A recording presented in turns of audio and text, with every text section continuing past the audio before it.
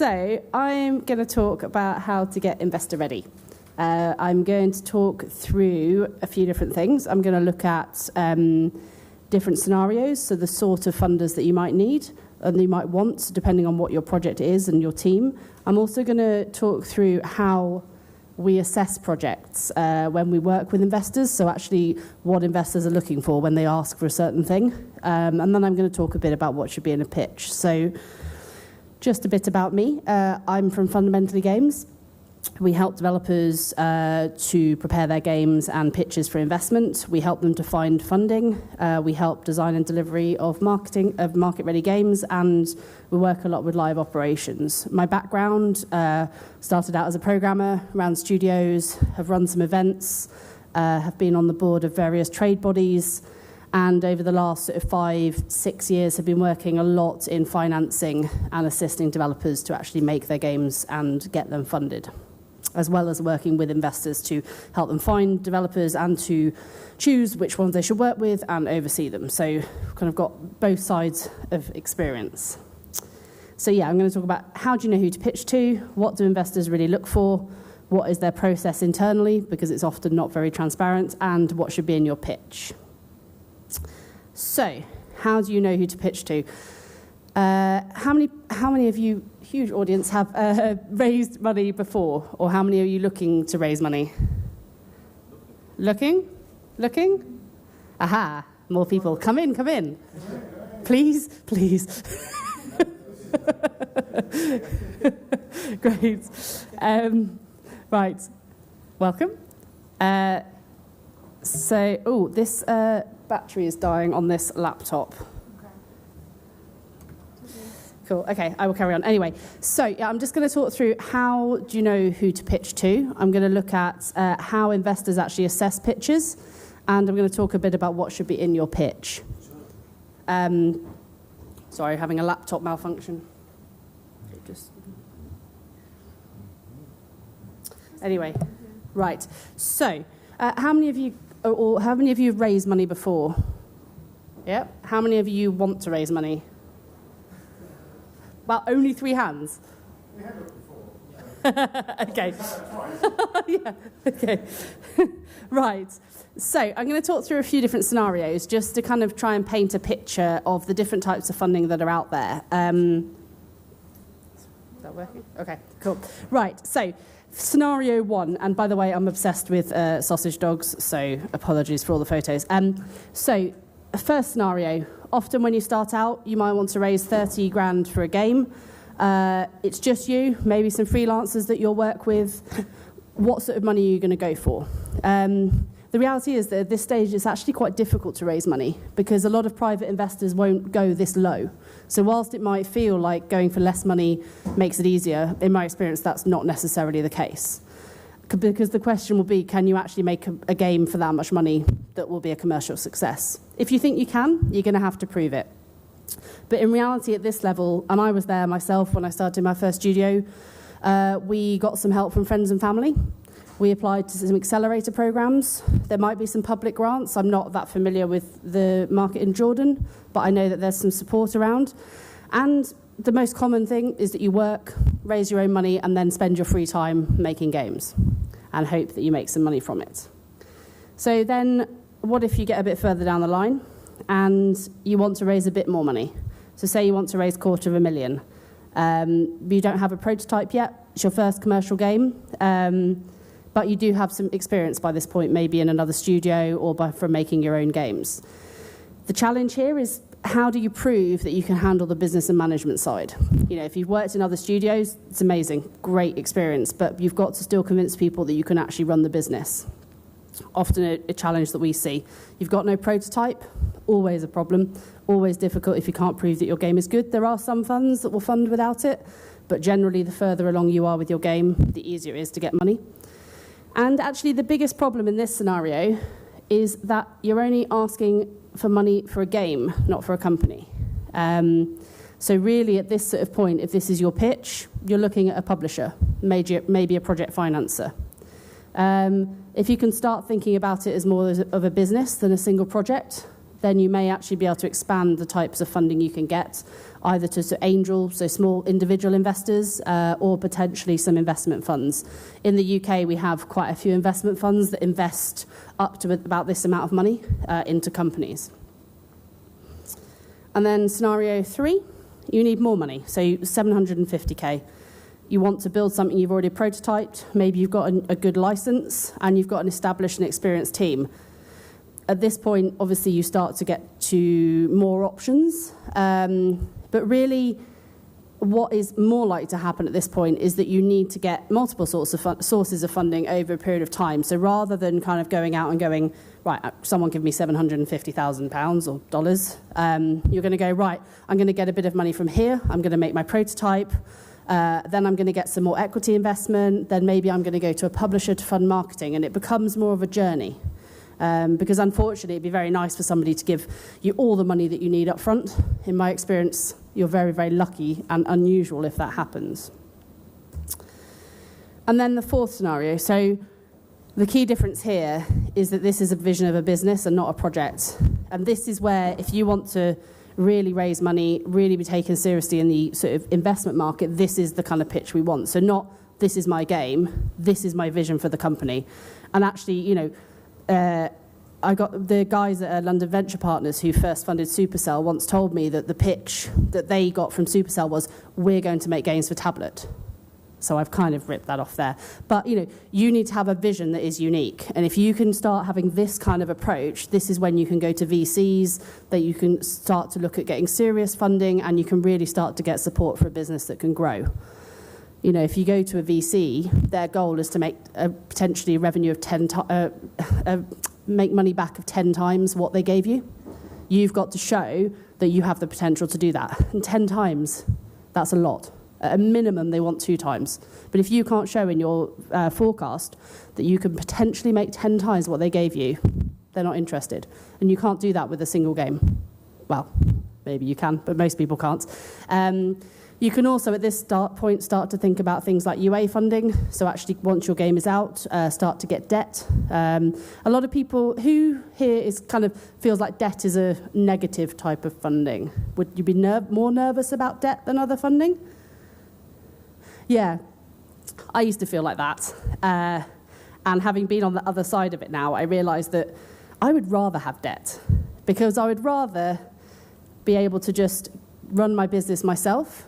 I'd rather just pay someone back a percentage. If you take equity, they're in your business for a long time, potentially forever, and they will want to be involved. If you take project financing, the fees that they charge are huge. From a publisher, the amount of revenue that you're going to give a publisher back is a lot more. If you can get some kind of debt, the percentage that you take is a lot lower. So I think that there's definitely a perception, particularly in startups, that debt is bad. I would say, actually, debt is good. And if you are in a position to get it, you probably want to consider it. The only caveat to that is never take a personal guarantee, ever. If anybody asks you for a personal guarantee, you do not want to be in business with them. Having been there and done it, I can vouch for that. So, what do investors really look for? So, I'm going to talk through the process that we've put together for investors and that we've actually used to evaluate companies. So, this is specifically a process that we've used to assess company investment, so equity, but I will try and touch on later the kind of differences between project financing, equity, and debt. So, the process itself, and this is pretty common. This is our specific processes that we've put together, but I would suggest that most investors are the same. So first step, you're going to submit a load of information. First thing we do is actually check that you've submitted everything that we've asked for. I can tell you that more often than not, they don't. People don't. They don't submit everything we ask for, and immediately you fall over at the first hurdle. So if they ask for something, submit it. Secondly, we do what we call a screening, which we have about 30 minutes to look at your application and tell the investors if we think they should proceed. So if you can't get across your proposition in 30 minutes, then you may not even get through. Well, at that point, if you do get through that, we'll request further information. And then we'll do what we call a full evaluation, and we'll look in more detail. But even then, we're talking about a few hours of time. And throughout all of this, we've got analysts such as us looking at what the application is. We've got tax accountants looking at the structures, fund managers who we have to convince, so we have to sell you to them as well. We've got lawyers who are doing all the legals, and then we've got the board directors who ultimately can say yes or no to anything. So all this is usually going on behind the scenes. And if you get to the end, then you've got approval and contract signing. And by that point, usually things are pretty good. But the point is, there's a long process here. There's a lot of people involved, and it can often be quite time-consuming. Hopefully this process, the people that we created this for in the UK, they hoped to get from developer submission to approval and contract signing in 3 months. I think that was pretty optimistic because you've got so many people involved, you've got so many different things to do that often it can take a lot longer. And there's kind of a few things to be aware of at this point. You're going to have all these people involved. You're going to have to convince, they're all going to have the information they need to do what they do. And you're probably also, through all of this, talking to multiple funds, and you should be. Obviously, you all want the best deal. You want to make sure that you're getting the best offer from the best people. But there is a fine line between that and messing people around. And I would say that it's very important to be transparent with the people you're working with. It's a relationship, and it's a two-way relationship. The people who are working to hopefully get you through this process really want to help. And they really want to work with you and to get you through it. But equally, it's a lot of time and input. So building that relationship, being honest about where you are, and being transparent on both sides is really important. So when you come to submit to a fund, this is probably the sort of list that they'll give you. In fact, if you contact us, this is the list we will give you. And this is probably the level of detail that we'll give you as well. And a lot of the time, it can be quite difficult as a developer to actually know what are we really looking for.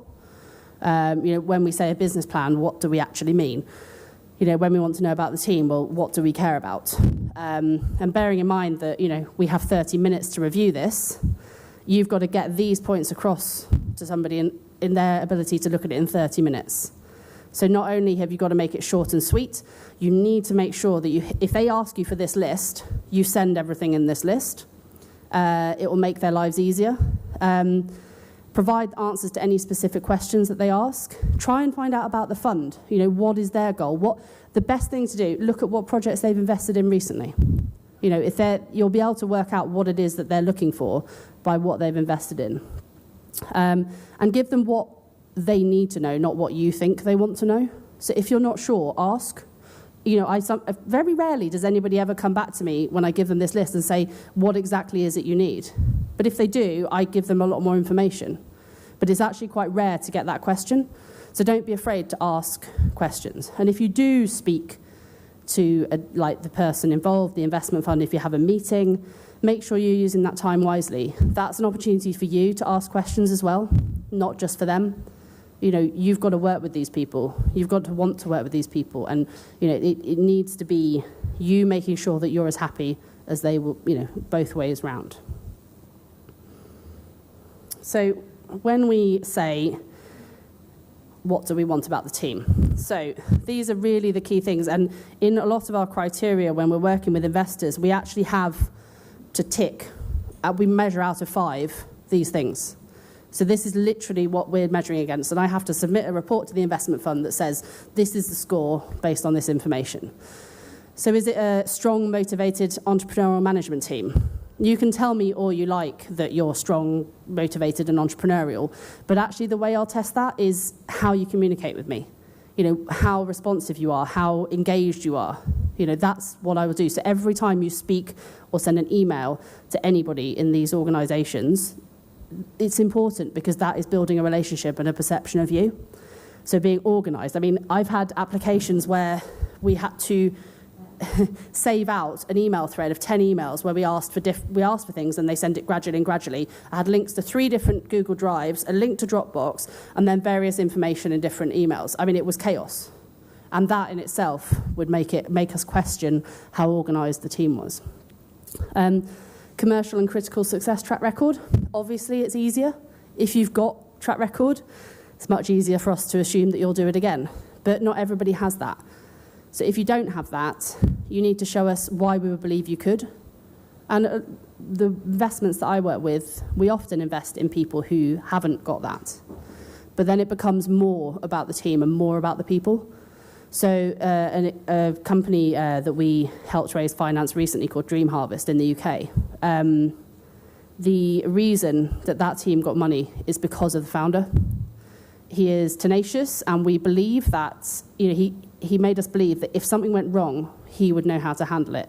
And he got investment because of what he was like as a person. People invest in people. And it's great that you've got all the, great, obviously you need a great game, you need a great team, and you need great skills, but people want to invest with people they like and they respect. Market knowledge, really important. Showing that you understand where you fit within the market is critical, and demonstrating an ability not only to make the game, but to manage the life cycle. And also that obviously you have the resources and skills that are needed to grow, and that you can work well with stakeholders, that you'll actually be somebody that we know we'll be able to work with. And then the business model. So compelling and viable business plan. I don't like terms like this really because I never actually know what it means. But what it means is that A, we believe in it, but B, that we find it interesting, that actually we think this is something we'd like to get involved with. And that's really important, getting everybody excited about what it is that you're doing really helps. It doesn't mean that everybody has to love every game that they invest in, although that helps, but really making sure that people engage and are excited by what you're doing. Rapid growth potential. The growth potential required depends on the fund, and this is why it's really important to understand the fund you're working with. A fund a VC, they'll want you to be able to do 10x, but another fund might have different requirements. So you need to make sure that your growth potential meets the fund. Budget and schedule make sense. Going in too low is as bad as going in too high. We had an MMO pitched to us, and they wanted about $250,000. And we questioned them, and they just said, no, we can do it, absolutely. That was the only answer that we got back. So, we worry if we don't think you can deliver within the budget, let alone going too high. Data-driven, really, really important. Not only know your numbers, but understand data. If you don't understand it, find someone who can help you that does. Being able to put analytics into your game, assess those analytics and really understand what it means. Not my area of expertise, but it's extremely important. And marketing, knowing who you're marketing to and why. And then good working practices. Again, depends on the investor, what their priorities are. But, for me personally, I want to see that the team is happy and that they're looked after. That I believe that's really important because I believe that will get better projects. If I see a team who the employees don't see them engaged, if crunch is a thing that I can see, that's going to be an immediate red flag. Some people may not care, but you need to understand, that there are things that, what is it that people want? What is it that people want to see? If you're hiring people, we need to know they're going to stay. Oh, hang on, I missed a point. So, talking about rapid growth potential. One of the questions that we often get asked is forecasting. Who has done a full forecast for their game or their company? Like a 5-year forecast showing what they think they're going to make? Okay, one hand in the back. Okay. One of the questions I often get asked is, well, how do I do a forecast? What does it mean? And I think I would like to stop using the word forecast. And I'd like to start using the word, what could success look like? Or the phrase. Because I think that's what we're really asking for. We're saying, if you do what you say you're going to do, based on the market, what could your success look like? So based on other games that have shown good data, what could you achieve? There's no way you can promise that what is in your forecast is going to be reality. In fact, it's pretty much a guarantee it won't be. But what we want to know is, could it be successful and why? And that's based on real data from other comparable games and reasonable assumptions. And when an investor digs into your forecast, which they probably will, they're usually not worried about, is your exact number that you think you're going to make by the end of year 2 correct? Because it obviously won't be. But they want to know, why do you believe that's the number? The assumptions behind it, are they logical? Have you really thought through the success that you could make? And, are you going to be able to learn and evolve that forecast over time? Are you going to be able to take real data from your game and update it to say, actually, we thought we were going to make 1 million in year 2. But actually, we've got this data in and, hopefully we're going to make 3 million or we're going to make 1 million. But the point is, actually, a real life forecast is really important. And if you think about it in terms of what your success could look like, based on the market and those reasonable assumptions, you'll be in a much better place. And in terms of data, so we have started using Reflection, but there's lots, there's App Annie, Apptopia, and so on. These are the kind of systems that you need to get that data. Reflection offered us this, if people want a discount from them today. We've started using it because it's a lot cheaper than the others. But either way, get one of these systems and get the data from it and use it to build your forecast. So, route to market. If you're a developer and not a publisher, and you've never released a game, you're not probably going to be an expert in taking your game to market. That's okay. But you need to know how you are going to. And for me, I can't speak for everybody, certainly saying, I'm going to get a publisher to do all that is not enough. It's your game. Yes, if you're going to work with a publisher, that's great. But you can't just expect to hand it off and just let them do it all. It's your game, it's your vision. And particularly these days with, needing to engage with social media, potentially Twitch, YouTubers, you can't just hand that off. You've got live operations to run. You've got all these things that you need to do. And whether or not you're going to get a publisher to help you, you need to understand what it is you want them to do. And I think that not only is that important for the investors, but in my experience, and publishers may contradict me, but having never been one, I can't say, but I think it's really important for you to know what you want out of the publisher, because actually that will make a much more useful relationship for you. So, if you haven't released a game before, if how are you going to do it? What route are you going to take? If you don't know these answers, find them out. Go to events, learn, get somebody in to help you. You don't have to write the most detailed marketing plan, but you do need to know why you're making the game, who you're making it for, and why they're going to play it. I mean, if you don't know those things, why are you making it in the first place? That's not publishing expertise. That's just what you should do. So I think understanding your vision is really important. Again, the more experience you've got, the easier. If you've got released profitable titles, great, much easier for us, but you don't have to. If you don't explain why you think that you can do it and who you're bringing in to help you, obviously having people either in the team as, advisors, as, third parties that you're going to work with, all of those things help to build that sort of confidence in you. And actually, it's about willingness to learn. If we feel like you listen and you learn from mistakes, people will feel a lot more confident in you. I think that it's really scary to admit that you don't know, and it's really scary to admit that you failed. But people will respect you more if you do. So if you don't know, if somebody asks you a question, you don't know the answer, don't try and fudge it. Just be honest and say, I don't know the answer. You're right. I should know that. I will go and find out. If you had a failure before, don't hide it. The company that we just raised funding for, Dream Harvest, they had a failed Kickstarter a couple of years ago. But you know what they did? They took that failure and they carried on and they learned from it. And that in itself actually made us more confident in them. So don't hide those things. Be honest about it. Be open. And I think you'll find that people will want to work with you more. So social media audience, cross-promotion, influencers, all these things are really important. And you can't just hand off to a publisher. A focus on iteration, user testing, and data. I don't want you to go to launch without knowing data. You should be getting that as soon as possible. You should be iterating, user testing as soon as you possibly can. And, propose gamers with an air of expertise. Whilst I wouldn't say that you have to just make games that you've made before, equally having knowledge of a certain area and being an expert at that always helps. And this comes down to the business vision. If you're just making a series of random games one after the other, that's not really a vision. What is it that your games are trying to achieve? Is it, I want to make the best tablet games for people over 55? Is it that, I want to change the way Battle Royale is done? I don't know, it doesn't matter what it is, but having a consistent vision. Because the reality is, your first game will probably not do very well. Most people don't. And I can, again, having been there, I can vouch for that. But, what we want to see is that you'll learn from that and that it was part of a vision and it's part of a journey that your company is going to go through. So it's okay if your first game doesn't do that well, if you know that you're going to learn from it and the second one will be better. And then the game. Now, I've talked for I don't know how long, and I still haven't actually looked at the game. So that just gives you a kind of idea of, whilst the game is critical, how much else there is that really matters. There's the team, the business, all this other stuff.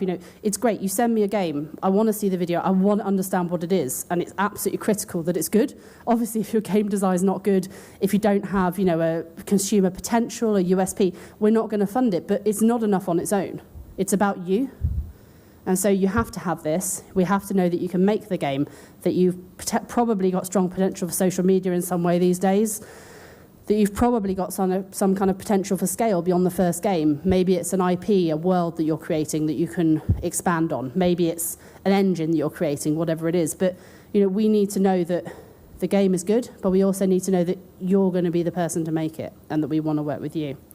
So I don't want to underestimate, this is obviously what we're all here to do. But it's not the only thing. And I think, again, it comes down to well-structured game design.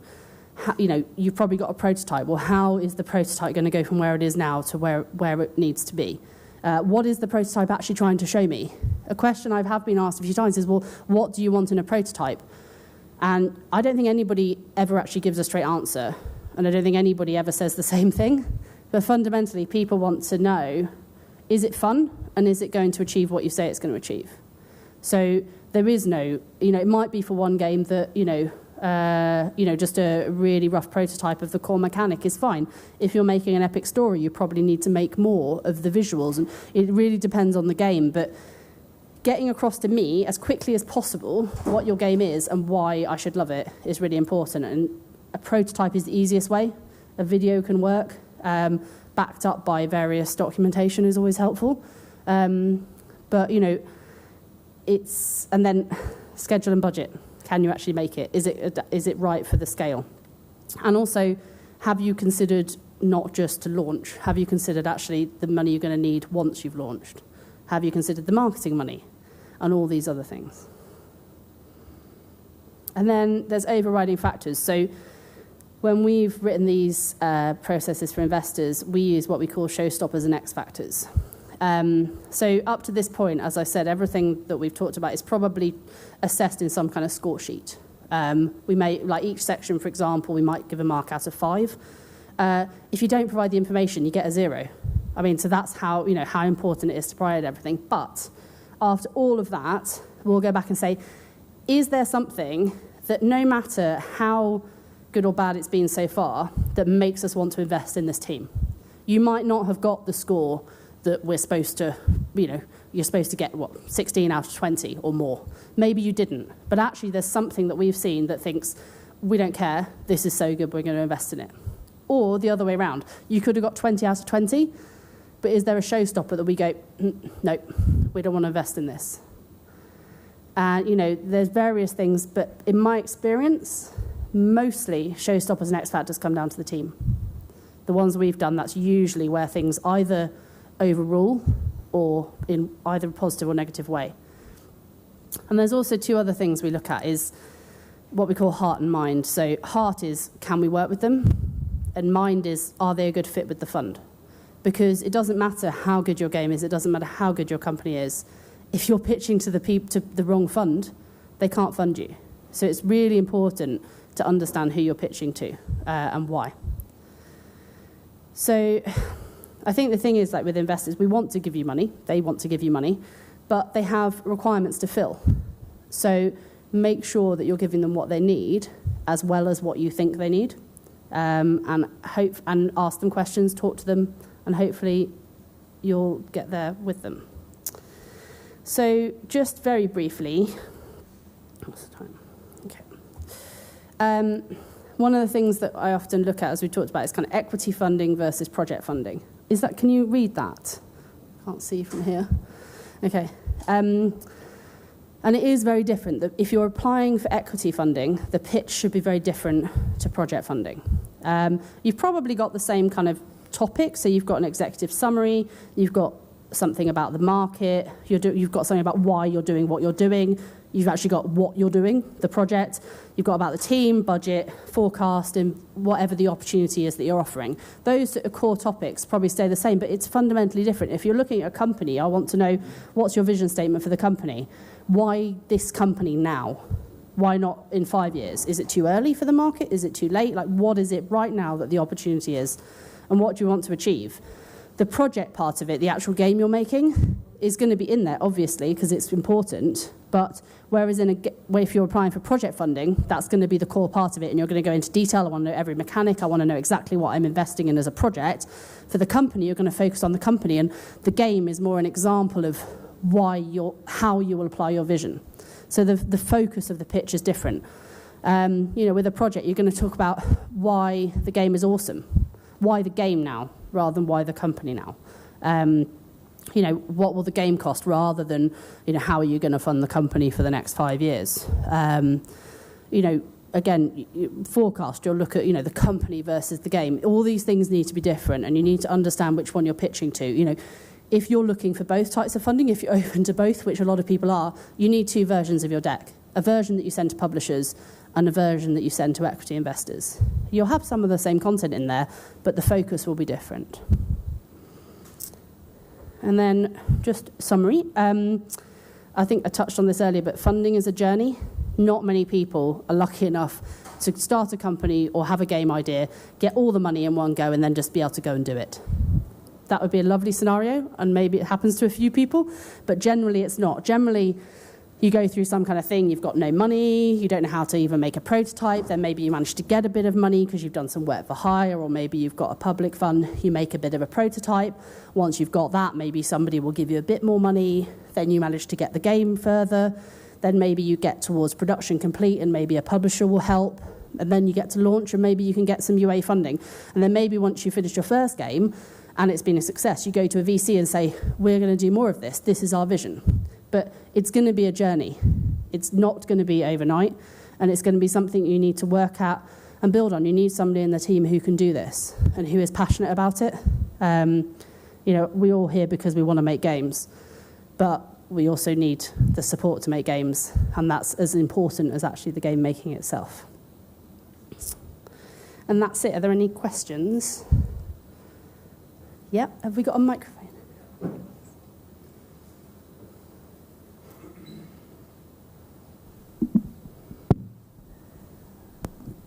Hi, yes. So my question is, does it affect the chances of the number of the team? So 1 versus 3 people versus 10 or 20, for example.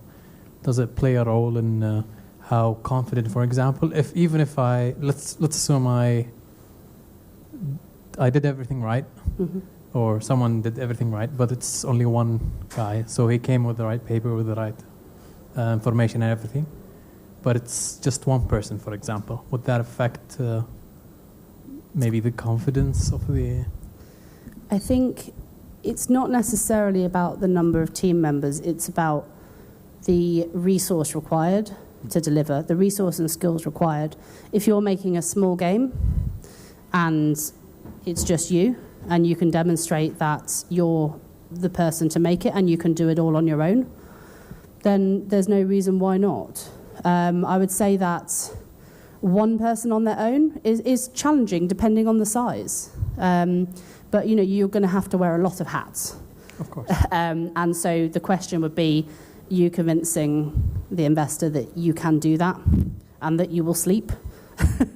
Because, the worst thing that can happen is, you do all that and then you burn out and you can't do it. It's not necessarily can affect your chances, maybe. Yeah, so it's not a problem of number of resource, it's more a case of number of people. It's a case of, can you do what you need to do? Thank you.